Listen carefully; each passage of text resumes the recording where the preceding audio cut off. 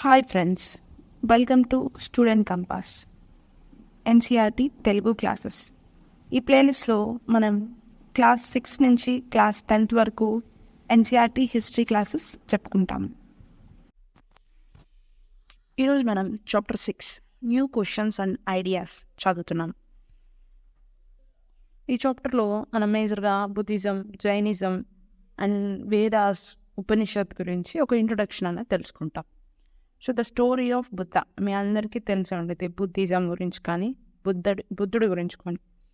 So Siddhartha, also known as Gautama, ఈ Buddhism founder వచ్చేసి సిద్ధార్థ. అతన్ని గౌతమ అని కూడా పిలుస్తారు. ఇతను 2500 years ఎగో జన్మించాడు. మనం చాప్టర్ 5లో డిస్కస్ చేసాం మహాజనపదాస్ గురించి, అక్కడ కింగ్స్ గురించి, రాజులు, రాజ్యాలు, అప్పుడున్న లైఫ్ ఏంటి. సో ఇదంతా కూడా డిస్కస్ చేసాము. సో ఈ టైంలో ఈ ఆ మహాజనపదాస్లో కానీ అప్పుడున్న లైఫ్, పీపుల్ యొక్క లైఫ్ అన్నది డ్రాస్టిక్గా చేంజ్ అవుతూ ఉంది. ప్రతి ఒక్కళ్ళు లైఫ్ యొక్క మీనింగ్ని తెలుసుకోవాలి అనుకున్నారు. సో అలా అనుకునే వాళ్ళలోనే ఈ బుద్ధుడు కూడా ఒకరు. ఈ బుద్ధ అనే అతను గణ అనే గ్రూప్లో, సాంఖ్య గణ అనే గ్రూప్లో జన్మించాడు. క్షత్రియ కులంలో జన్మించిన బుద్ధుడు లైఫ్ ఏంటో తెలుసుకోవడం కోసం తనకున్న అన్ని కంఫర్ట్స్ని, నాలెడ్జ్ని అంతా వదిలేసి అతను ఫారెస్ట్కి వెళ్ళిపోయాడు. మీకు గుర్తుండే ఉండేది, మనం లాస్ట్ చాప్టర్లో 5th చాప్టర్లో చెప్పుకున్నాము. గణ అంటే ఇవి ఒక డెమోక్రటిక్ రిపబ్లిక్స్ అని. అంటే ఒక గ్రూప్ ఆఫ్ పీపుల్ డిసైడ్ అవుతారు. వజ్జీ మహాజనపద కూడా ఈ టైప్ ఆఫ్ పీపుల్ ఉంటారు అని కూడా మనం చెప్పుకున్నాం. సో సరే, కమింగ్ టు బుద్ధ. ఈ బుద్ధ అనే ఆయన రియలైజేషన్ కోసం అసలు ఏంటి లైఫ్ అంటే ఏంటి, మీనింగ్ ఆఫ్ లైఫ్ అంటే ఏంటి అనే నాలెడ్జ్ కోసం వెతుక్కుంటూ చాలామందితో డిస్కస్ చేస్తూ ఎన్నో విషయాలు తెలుసుకుంటూ వెళ్తూ ఉన్నాడు. సో అతను ఇంకెవరిని ఫాలో అవ్వకుండా తనే ఒక ఓన్ రియలైజేషన్కి వచ్చాడు. ఆ రియలైజేషన్ జరిగిందే under the people tree. People చెట్టు కింద బోధ్గయాలో, ఇది బీహార్లో ఉంది, బోధ్గయాలో ఇతనికి ఎన్లైట్మెంట్ వచ్చింది, ఆ జ్ఞానం వచ్చింది. తర్వాత అతన్ని బుద్ధ అన్నారు. ఇతను తన యొక్క ఫస్ట్ స్పీచ్ని సారనాథ్ దగ్గర ఇచ్చారు. సారనాథ్ స్తూపం మీరు వినే ఉంటారు. సారనాథ్ స్తూపం వన్ ఆఫ్ ద ఫేమస్ అన్నమాట. ఇది వారణాసి దగ్గర ఉంది.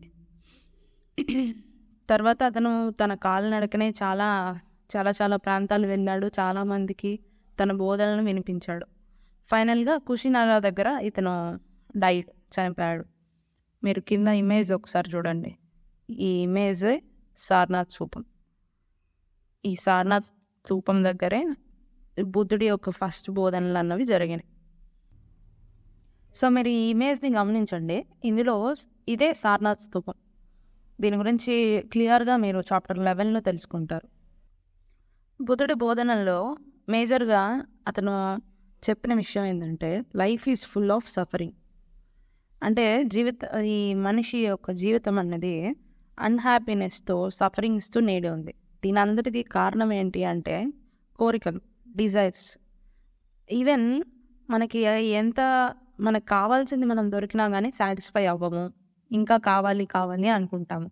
ఈ దాహాన్నే థర్స్ట్ ఆర్ తన్హా అన్నాడు బుద్ధుడు. సో ఇది ఉన్నంతకాలం ఈ అన్హ్యాపీనెస్, సఫరింగ్స్ ఉంటానే ఉంటాయి. సో ఇతను ఏం చెప్పాడు, మీరు ఈ డిజైర్ని వదిలేసుకుంటే మీరు లైఫ్లో హ్యాపీనెస్ని, మీనింగ్ ఆఫ్ లైఫ్ని వెతకగలరు అన్నది ఇతను మేజర్గా చెప్పిన పాయింట్. బుద్ధుడు నమ్మిన సిద్ధాంతం ఏంటంటే, మనం చేసే యాక్షన్స్, మనం చేసే పనులు, వాటినే కర్మ అంటారు. అది మంచైనా చెడైనా దాని యొక్క రిజల్ట్స్ అన్నవి ఈ లైఫ్లో, నెక్స్ట్ లైఫ్లో కూడా మనకి ఎఫెక్ట్ అవుతుంది అన్నది మేజర్గా తను నమ్మిన పాయింట్. అదే తను చేసిన బోధనలో కూడా అందరికీ వినిపించాడు. ఇది ఈవెన్ యానిమల్స్లో కూడా ఇలా జరుగుతుంది అంటే జంతువులు కూడా వీటికి కర్మఫలానికి అతీతులు కాదు అన్నది ఈయన క్లియర్గా చెప్పిన విషయం. జనరల్గా ఈ బుద్ధుడు ప్రాకృతి లాంగ్వేజ్లో తన బోధనలు వినిపించాడు.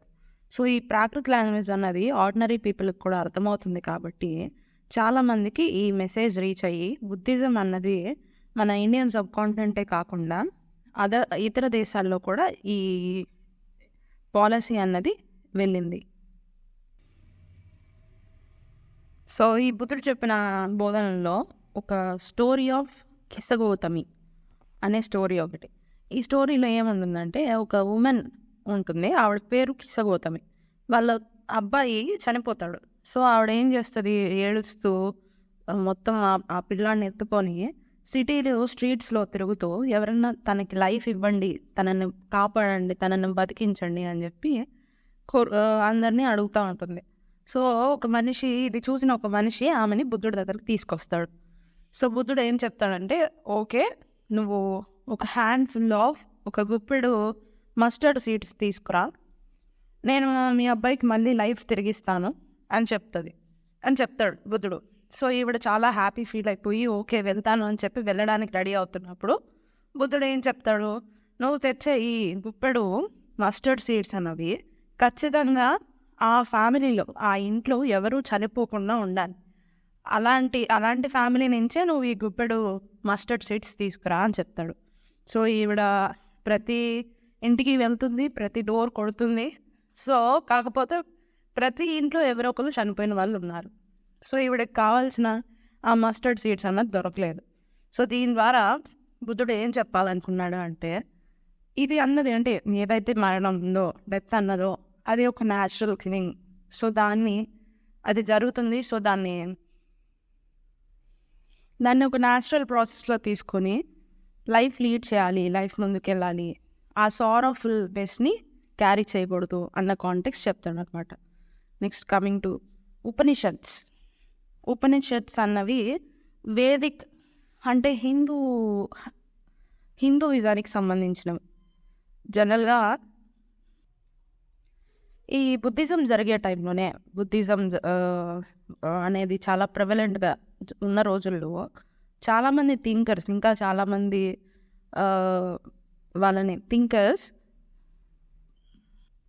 చాలామంది నాలెడ్జ్ పర్సన్స్ బుద్ధుల్లానే అసలు what is the meaning of life దేనికి, ఈ సాక్రిఫైసెస్ అన్ని ఎందుకు చేస్తున్నారు, డెత్ తర్వాత ఏం జరుగుతుంది, ఇలాంటి క్వశ్చన్స్ అనేవన్నీ ఉండేవి వాళ్ళకి.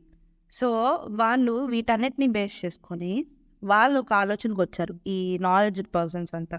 ఏంటంటే మనకి ఈ యూనివర్స్లో, ఈ విశ్వంలో పర్మనెంట్గా ఉండేది ఏదో ఉంది. డెత్ తర్వాత కూడా, అంటే ఒక మనిషి మరణించిన తర్వాత కూడా అది యూనివర్సల్లో పర్మనెంట్గా ఉంటుంది. ఏంటది అన్నది వీళ్ళు ఒక థాట్కి వచ్చారు. వీళ్ళ థాట్ ఆఫ్ ఫిలాసఫీ ఏంటంటే, ప్రతి ఒక్కరికి ఇండివిజువల్ సోల్ ఒకటి ఉంటుంది, దాన్నే ఆత్మన్ అన్నారు. నెక్స్ట్ యూనివర్సల్ సోల్ ఇంకోటి ఉంటుంది, అది బ్రాహ్మణ్ అన్నారు. సో అల్టిమేట్గా మనిషి మరణించిన తర్వాత ఈ ఆత్మన్ అన్నది బ్రాహ్మణ్లో కలిసిపోతుంది, రెండు ఒకటైపోతాయి అన్నది వీళ్ళు చెప్పే కాంటెక్స్ట్ ఆఫ్ ఫిలాసఫీ. ఇలాంటి ఐడియాస్ అన్నిటినీ కూడా వీళ్ళు ఉపనిషత్స్లో రికార్డ్ చేశారు. ఇది మనకి వేదిక్ టెస్ట్ల తర్వాత వీటిని రాశారు. ఉపనిషత్ అంటే లిటరల్ మీనింగ్ ఏంటంటే అప్రోచింగ్ అండ్ సిట్టింగ్ నియర్. అంటే ఇది ఏంటి, లైఫ్కి మనం దగ్గరగా వెళ్తున్నాము అన్నది క్లియర్ మీనింగ్ అనమాట. ఇది బేసికల్లీ మనకి టెక్స్ట్లో ఉపనిషత్స్లో ఏముంటుందంటే టీచర్కి స్టూడెంట్కి మధ్య జరిగే కాన్వర్జేషన్స్ అండ్ కొన్ని ఐడియాస్ ఇవన్నీ కూడా వీళ్ళు మెన్షన్ చేసి ఉంటారు. 6 schools ఆఫ్ ఇండియన్ ఫిలాసఫీ ట్రూత్ని ఎక్స్ప్లోర్ చేయడానికి, అసలు ఏంటి మనిషి జీవితం ఏంటి, మనిషి లైఫ్ ఏంటి అన్నది ఎక్స్ప్లోర్ చేయడానికి ఇండియన్స్ చూస్ చేసుకున్న ఫిలాసఫీస్ మేజర్గా ఒక 6 ఉన్నాయి. అవే వైశేషిక, న్యాయ, సాంఖ్య, యోగ, పూర్వమీమాంస అండ్ వేదాంత ఆర్ ఉత్తరమీమాంస. ఈ 6 సిస్టమ్స్ అన్నవి ఎవరు చెప్పారు, ఏ ఋషులు చెప్పారు అంటే కొనడ, గౌతమ, కపిల, పతంజలి, జైమిని అండ్ వైశ్య, వీళ్ళు ఈ 6 ఫిలాసఫీని చెప్పారు. స్టిల్ ఇప్పటికి కూడా ఈ ఫిలాసఫీని చాలామంది ఫాలో అవుతున్నారు. మనకి దీని మీద ఒక ఫేమస్ కామెంట్ ఏంటంటే, జర్మన్ బోర్న్ బ్రిటిష్ ఇండాలజిస్ట్ అంటే ఫ్రెడ్, ఇతను జర్మనీలో పుట్టాడు, బ్రిటిష్లో పెరిగాడు అండ్ ఇండియాలో తన లైఫ్ని లీడ్ చేశాడు. అతనే ఫ్రెడరిక్ మ్యాక్స్ ముల్లర్. ఇతను ఈ 6 సిస్టమ్ ఆఫ్ ఇండియన్ ఫిలాసఫీ ఎన్నో జనరేషన్స్ నుంచి ఎంతోమంది కాంట్రిబ్యూషన్స్, అంటే ఎంతో నాలెడ్జ్ పర్సన్స్ అంతా కాంట్రిబ్యూషన్స్, ఇండివిజువల్ కాంట్రిబ్యూషన్స్ వల్ల ఈ ఫిలాసఫీ అన్నది డెవలప్ అయింది అని ఇప్పటికీ కూడా చాలామంది లైఫ్స్లో ఈ హార్మనీ ఉంది అన్నది ఇతను చేసిన ఫేమస్ కామెంట్ అనమాట. Next the wise beggar. ఈ ఉపనిషత్తులో ఒక ఉపనిషత్ ఏంటి, ఛందోగ్య ఉపనిషత్. ఈ ఉపనిషత్తులో ఒక వైజ్ బెగ్గర్ అంటే తెలివైన బిచ్చగాడు అనే ఒక స్టోరీ ఉంటుంది. ఈ స్టోరీలో ఏం చెప్తారంటే, శౌనక అండ్ అభిప్రాతరిన్ అనే ఒక 2 ఋషులు ఉంటారు. వీళ్ళు యూనివర్సల్ సోల్ అంటే బ్రాహ్మణ్ యూనివర్సల్ సోల్ని వర్షిప్ చేస్తారు, అంటే ప్రార్థిస్తూ ఉంటారు. ఒకసారి వీళ్ళు తినడానికి కూర్చుంటారు, లంచ్ చేద్దామని కూర్చుంటారు. అప్పుడే ఒక బెగ్గర్ వస్తాడు, ఒక బిచ్చగాడు వచ్చి కొంత ఫుడ్ కోసం వాళ్ళని అర్థిస్తాడు. వాళ్ళు ఏం చెప్తారు, మేము మీకు ఏమి ఇవ్వలేము అని చెప్తాడు. ఓకే సార్, మీరు ఏం చేస్తున్నారు, జనరల్గా ఎవరిని ప్రార్థిస్తారు అని ఆ బెగ్గర్ అడుగుతాడు. అయితే యూనివర్సల్ సోల్ అంటారు వాళ్ళు. యూనివర్సల్ సోల్ అంటే ప్రపంచం అంతా నిండి ఉన్నదే కదా యూనివర్సల్ సోల్. అలాంటప్పుడు ఈ ప్రపంచంలో నేను కూడా ఉన్నాను కదా, సో అప్పుడు నేను కూడా యూనివర్సల్ సోలే కదా. సో మీరు ఒక యూనివర్సల్ సోల్కి ఫుడ్ ఆఫర్ చేయడానికి నిరాకరించారు, మరి దాన్ని మీరు ఎలా వర్షిప్ చేస్తున్నారు అని చెప్పి అతను అడుగుతాడు. అప్పుడు ఈ ఋషులు రియలైజ్ అవుతారు, ఓకే ఇతను చెప్పిన దాంట్లో పాయింట్ ఉంది అని చెప్పి వాళ్ళ దగ్గర ఉన్న ఫుడ్ని ఆ బిచ్చగాడికి ఇస్తారనమాట. ఈ most of the Upanishad thinkers అంటే ఈ ఉపనిషత్తులు మోస్ట్లీ రాసింది బ్రాహ్మణులు, రాజులు, వీళ్ళే అనమాట ఆలోచించింది. కానీ కొన్ని చోట్ల మనం ఉమెన్ థింకర్స్ గురించి కూడా మెన్షనింగ్స్ ఉండేవి. అందులో ఒకళ్ళే గార్గి సంహిత అని చెప్పి మీరు వినే ఉంటారు. ఈ గార్గి అనే ఆవిడ చాలా నాలెడ్జ్ పర్సన్. ఈవిడ రాయల్ కోర్ట్స్లో డిబేట్స్ కూడా అటెండ్ అవుతూ ఉండేవాళ్ళు. ఇంకా మనకి లో క్లాస్ పీపుల్ అంటే చాలా పూర్ పీపుల్, ఇలాంటి వాళ్ళు మనకి ఎక్కడ కూడా ఈ ఉపనిషద్ ఏరియాలో ఎక్కువగా కనిపించరు. కానీ సత్యకమ జబల అనే ఒక పర్సన్ ఉన్నారు. ఆయన చాలా పూర్ మనిషి. అతను వాళ్ళ మదర్ స్లేవ్, జాబలి అనే స్లేవ్ వాళ్ళ మదర్. ఈ పూర్ బ్యాక్గ్రౌండ్లో ఉన్న ఏకైక పర్సన్ అని చెప్పుకోవచ్చు. అంటే చాలా తక్కువ మందిలో ఇతను ఒకళ్ళు. ఇతను గౌతమ అనే ఒక బ్రాహ్మణ్ టీచర్ దగ్గర తన శిష్యరికం చేశాడు. చాలా నాలెడ్జ్ అన్నది గెయిన్ చేశాడు. ఈ ఉపనిషత్ థింకర్స్ గురించి మనం ఇంకా శంకరాచార్య ఇలాంటి వాళ్ళ గురించి కూడా మనం చెప్పుకుంటాం. అది క్లాస్ 7లో వస్తుంది. నెక్స్ట్ పనిని ద గ్రామరియన్. పనిని అనే ఆయన సాంస్క్రిట్కి గ్రామర్ అన్నది ఇచ్చాడు. సో అతను ఆల్జిబ్రాలో ఎలా అయితే ఫార్ములాస్ ఉంటాయో అలానే గ్రామర్ని కూడా ఒక ఫార్ములే లాగా తన రైటింగ్స్లో అందరికీ తెలియజేశాడు. Jainism. The last and 24th Tirthankara of the Jainas ఎవరు, వర్ధమాన మహావీర. ఇతను కూడా తన యొక్క మెసేజ్ అన్నది స్ప్రెడ్ చేశాడు. ఇతను కూడా 2500 years బ్యాక్కి చెందిన అతను. ఇతను ఒక క్షత్రియ రాజు, లిచ్చవీస్ అనే ఒక గ్రూప్కి సంబంధించిన ఒక క్షత్రియ రాజు. వజ్జీ సంఘాలో ఉంటుంది ఈ లిచ్చవీస్ అనే ఒక ట్రైబ్.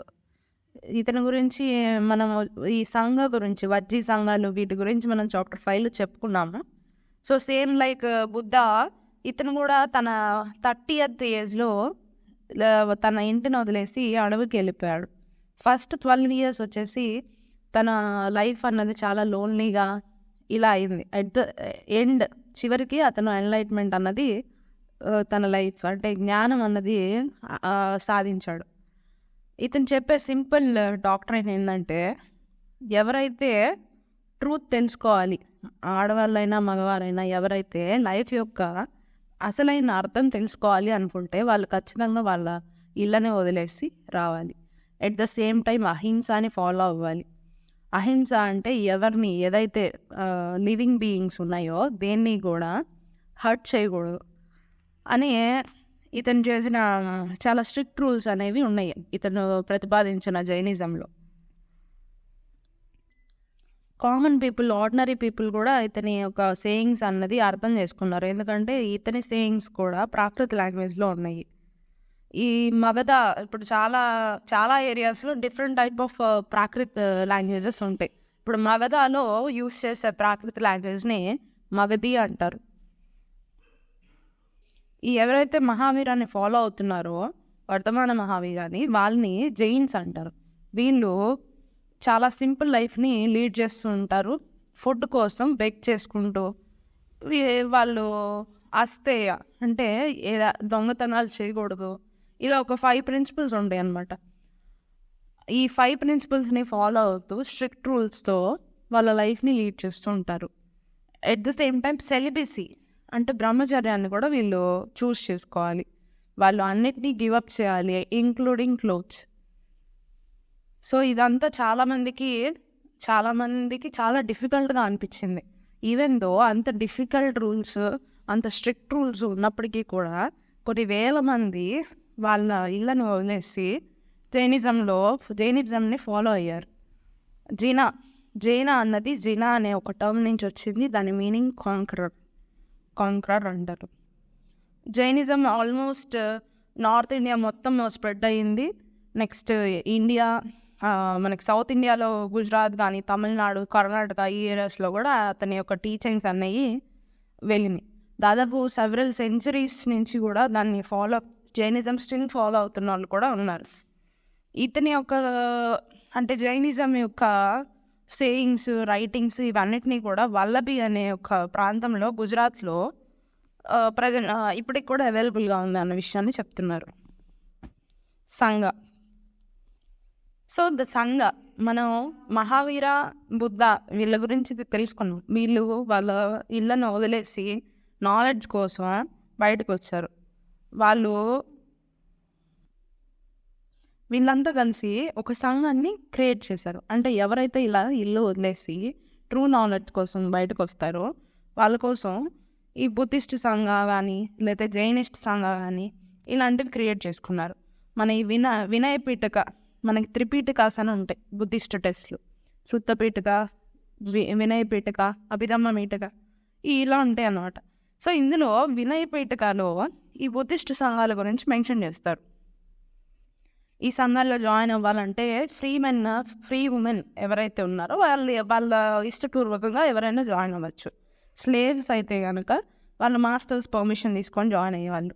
ఉమెన్ వాళ్ళ హస్బెండ్స్ పర్మిషన్ తీసుకొని జాయిన్ అయ్యేవాళ్ళు.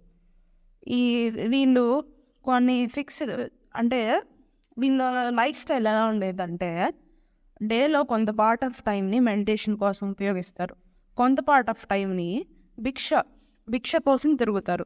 బిక్కూస్ అంటే ద రినౌన్సర్. బెగ్గర్ అంటే ప్రాకృత్ మీనింగ్ ఏంటంటే ద రినౌన్సర్. సో ఈ భిక్షునీస్ వీళ్ళు ఈ ఫుడ్ బెగ్ చేసుకొని వాళ్ళ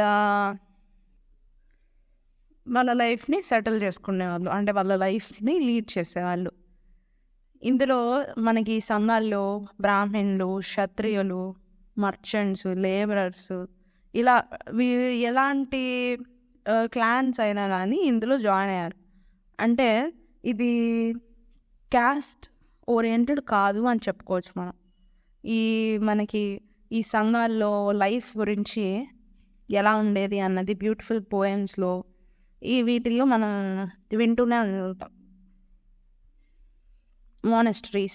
మానెస్టరీస్ అంటే ఈ మాంగ్స్ ఎవరైతే ఈ సాధువులు ఉన్నారో వీళ్ళందరూ నివసించే ప్రదేశాలు ఉంటాయి కదా, వాటిని మానెస్టరీస్ అంటారు. ఇక్కడ కింద ఒకటి చూడండి, కర్లే అనే ప్రాంతం, మహారాష్ట్రలో ఉన్న కర్లే అనే ప్రాంతంలో ఈ కొండ లోపల ఈ ఏరియాలో ఈ మాంగ్స్ అనే వాళ్ళు నివసించేవాళ్ళు. అసలు జనరల్గా వీళ్ళు ఎలాంటి పర్మనెంట్ రెసిడెన్స్ అన్నది లేకుండా, పర్మనెంట్ షెల్టర్ అన్నది లేకుండా వీళ్ళు తిరుగుతూ ఉండేవాళ్ళు. కాకపోతే అన్ని సీజన్స్లో వీళ్ళు వెళ్తూ ఉండేవాళ్ళు. ఒక రైనీ సీజన్లో మాత్రం వీళ్ళకి చాలా టఫ్ అయ్యేది తిరిగే ప్రాసెస్. సో వీళ్ళు ఏం చేశారు, ఇక ఆ రైనీ సీజన్లో ఈ కొండల్లో షెల్టర్స్ని ఏర్పాటు చేసుకోవడం, ఇలా ఏర్పాటు చేసుకొని వీళ్ళు అక్కడ నివసించేవాళ్ళు. సో ఒక రైనీ సీజన్ తప్ప మిగతా అన్ని సీజన్స్లో ఒక ప్లేస్ నుంచి ఇంకో ప్లేస్కి వెళ్తూ వాళ్ళ బోధనలు వినిపిస్తూ ఉండేవాళ్ళు. ఎవరైతే ఈ బుద్ధిజాన్ని లేదా జైనిజాన్ని సపోర్ట్ చేస్తున్నారో వీళ్ళు ఉండడానికి అక్కడ షెల్టర్స్ అన్నవి ఏర్పాటు చేసి ఇచ్చేవాళ్ళు. సో ఇలా కొన్నాళ్ళు గడిచే కొద్దీ వీళ్ళకి అర్థమైంది, ఓకే పర్మనెంట్ షెల్టర్స్ ఉంటే బెటర్. ఎవరైతే మన ఈ బుద్ధిస్ట్ సంఘాల్లో ఉన్న మాంగ్స్ ఉన్నారు కదా, సాగులు, ఋషులు, వీళ్ళు నివసించడానికి ఒక పర్మనెంట్ షెల్టర్ కావాలి అని వాటి కోసమే ఈ మానస్టరీస్ని బిల్డ్ చేశారు. ఈ మానస్టరీస్ని విహారాస్ అని కూడా అన్నారు. ఎర్లైస్ట్ విహారాస్ అంటే ఫస్ట్లో ఈ విహారాస్ని వుడ్తో తయారు చేశారు, తర్వాత బ్రిక్స్తో తయారు చేశారు. కొన్ని చోట్ల అయితే ఈ కొండల్ని చెక్కి ఆ కొండల్లో ఉండడానికి కేవ్స్ లాగా అది కూడా చేశారనమాట. ఈ బుద్ధిస్ట్ మనకి ఇక్కడ ఒక టెక్స్ట్ అన్నది ఇచ్చారు. ఈ బుద్ధిస్ట్ టెక్స్ట్లో ఏం మెన్షన్ చేశారన్నది చెప్పారు. ఏముందంటే, ఎలా అయితే నదుల యొక్క ట్రిబ్యూటరీస్ ఉన్నాయో ఆ ట్రిబ్యూటరీస్ అన్నీ ఈ సముద్రంలో కలిసే ముందు అన్నీ కూడా కలిసి సముద్రంలోకి వెళ్తాయి. అలానే ఈ బుద్ధిస్ట్ మాంగ్స్, ఆర్డర్ ఆఫ్ మాంగ్స్ని ఎవరైతే తీసుకున్నారో, బుద్ధిజంని ఎవరైతే తీసుకున్నారో వీళ్ళు కూడా వాళ్ళ యొక్క ర్యాంక్స్, వాళ్ళ యొక్క వర్ణ, వాళ్ళ యొక్క ఫ్యామిలీ వీటన్నిటినీ మర్చిపోయి ఒక లైఫ్ లీడింగ్ పాత్, బుద్ధిజం అనే పాత్లోకి వీళ్ళు వెళ్ళిపోతారు. సో అంతా ఈక్వల్ అయిపోతారు అన్నది వీళ్ళు చెప్పాలనుకున్నారు. కొన్నిసార్లు ఈ రిచ్ పీపుల్ ద్వారా కానీ, కింగ్స్ కానీ వీళ్ళు ఉండడానికి, ఈ మాంగ్స్ ఉండడానికి డొనేషన్స్ అనేవి ఇచ్చేవాళ్ళు. దానికి రిటర్న్గా వీళ్ళు వాళ్ళ యొక్క బోధనల్ని అందరికీ వినిపించేవాళ్ళు. వీటి గురించి మనం చాలా క్లియర్గా చాప్టర్ 9లో చదువుకుంటాము. The system of ashramas. సరే, జైనిజం, బుద్ధిజం ఇదంతా జరుగుతుంది, పాపులర్ అయిపోతుంది. ఆ టైంలో ఈ బ్రాహ్మిన్స్ ఆశ్రమాస్ని డెవలప్ చేశారు. ఆశ్రమ అంటే నివసించే ప్రదేశం కాదు, ఇది స్టేజ్ ఆఫ్ లైఫ్ని చూపిస్తుంది. హిందూ ఫిలాసఫీలో మేజర్గా 4 టైప్స్ ఆఫ్ ఆశ్రమాస్ ఉన్నాయి. 4 ఆశ్రమాస్ ఏంటి? బ్రహ్మచర్య, గృహస్థ, వానప్రస్థ, సన్యాస. ఈ బ్రాహ్మణులు, క్షత్రియులు, వైశ్యాస్ అంటే ఎక్సెప్ట్ శూద్రాస్, మిగిలిన వాళ్ళందరూ కూడా దీన్ని ఫాలో అయ్యేవాళ్ళు. ఈ బ్రహ్మచర్య అంటే ఏంటి? వాళ్ళ మ్యారేజ్కి ముందు, బిఫోర్ మ్యారేజ్ వాళ్ళ చదువు కానీ వాళ్ళ ఎర్లీ లైఫ్ ఎలా లీడ్ చేస్తారు అన్నది అంతా బ్రహ్మచర్యలో ఉండేది. నెక్స్ట్ గృహస్థ అంటే వీళ్ళు పెళ్లి చేసుకొని పిల్లలు కానీ హౌస్ని ఎలా లీడ్ చేస్తారు అనే స్టేజ్ ఆఫ్ లైఫ్ గృహస్థలో చేస్తారు. వనప్రస్థలో హౌస్ని వదిలివేసి ఫారెస్ట్కి వెళ్ళి అక్కడ మెడిటేషన్ చేసుకుంటూ ఉంటారు, అది వనప్రస్థ. ఈ సన్యాసాలో ఇక అన్నిటినీ వదిలేసి వీళ్ళు సన్యాసంలోకి వెళ్ళిపోతారు. అంటే అన్ని డిజైర్స్ని, ఇహలోకాన్ని వదిలేసి అంటారు కదా, అలాగనమాట. ఈ ఇహలోకాన్ని అంతా వదిలేసి నిజమైన అర్థం కోసం వెతుక్కుంటూ వాళ్ళు సన్యాసంలో ఉంటారు. ఈ ఆశ్రమాస్ జనరల్గా మెన్స్ మాత్రమే, అంటే మగవాళ్ళు మాత్రమే చేస్తారు. ఆడవాళ్ళు జనరల్గా ఈ వేదాస్ చదవడానికి వాళ్ళు ఎలిజిబుల్ కాదు అన్నది వీళ్ళు మెన్షన్ చేశారు. అప్పట్లో ఎవరైతే వాళ్ళ హస్బెండ్స్ ఏదైతే చూస్ చేసుకుంటారో ఆడవాళ్ళు సింపుల్గా వాళ్ళని ఫాలో అవుతూ ఉండేవాళ్ళు. Next elsewhere. మన ఇండియన్ సబ్ కాంటినెంట్లో ఇలా జరుగుతుంది, మిగిలిన చోట ఎలా జరుగుతుంది అన్నది ఒక ఎల్స్వేర్ అనే కాన్సెప్ట్ ఉంది. మనం ప్రతి చాప్టర్లో ఈ ఎల్స్వేర్ అనే కాన్సెప్ట్ ఉండిద్ది. ఇది కూడా మీకు సమ్ నాలెడ్జ్ఫుల్కి ఉపయోగపడుతుంది. ఎల్స్వేర్ ఏంటి? ఇరాన్. మీ అట్లాస్ తీసుకొని ఇరాన్ ఎక్కడుందో లొకేట్ చేయండి. ఈ ఇరాన్లో జొరాస్టర్ అనే ఒక ప్రొఫెట్ ఉండేవాడు. జొరాస్టర్ అనే మత గురువు ఉండేవాడు. అతను చెప్పిన సిద్ధాంతాలన్నీ కూడా ఎవెస్టా అనే బుక్లో ఉన్నాయి. ఈ ఎవెస్టా బుక్లో ఉన్న ప్రాక్టీసెస్ అన్నీ కూడా మన వేదాస్లో ఎలా ఉన్నాయో అలానే ఉండేవి. ఈ బేసిక్ ఆయన చెప్పిన టీచింగ్స్లో ఒక బేసిక్ మ్యాక్సిమం ఇక్కడ చెప్పారు. Good thoughts, good words, good deeds. అంటే మంచి ఆలోచనలు, మంచి మాటలు, మంచి పనులు. వీటి గురించి ఆయన టీచింగ్స్లో మెన్షన్ చేశారు. బేసికల్లీ ఆయన పీస్ గురించి, ట్రూత్ ఏంటి అంటే నిజమైన అర్థం ఏంటి లైఫ్కి, ఇలాంటివన్నీ కూడా ఈ అవెస్టా అనే బుక్లో మత గ్రంథం, ఈ జొరాస్ట్రియన్స్ యొక్క మత గ్రంథం అవెస్టా, మత గురువు జొరాస్టర్. సో ఈ జొరాస్ట్రియిజం అన్నది ఇరాన్లో ఒక మేజర్ రిలీజన్ అయినా చెప్పుకోవచ్చు. కాకపోతే అక్కడ ఉన్న చిన్న చిన్న ఇష్యూస్ వలన, సో రీజన్స్ వల్ల వాళ్ళు ఇరాన్ నుంచి ఇండియాకి మైగ్రేట్ అయ్యారు. గుజరాత్, మహారాష్ట్ర ఈ ఏరియాస్లోకి మైగ్రేట్ అయ్యారు. వాళ్ళు మన టుడే పార్సీ రిలీజియన్ ఉంది కదా ఇండియాలో, వాళ్ళకి 4 ఫాదర్స్, యాన్సిస్టర్స్ అన్నమాట. So Zoroastrianism is nothing but Parsiism. Next so ఇక్కడితో ఈ చాప్టర్ కంప్లీట్ అయింది. ఒకసారి మీరు అంతా ఈ హైలైటెడ్ కంటెంట్ని ఒకసారి ప్రిపేర్ అవ్వండి, చదవండి. It's useful. ఈ చాప్టర్ అన్నది సమ్వాట్ మనకి ఇంపార్టెంట్ టాపిక్స్ అనే చెప్పుకోవచ్చు. So that's all my side. Thank you so much.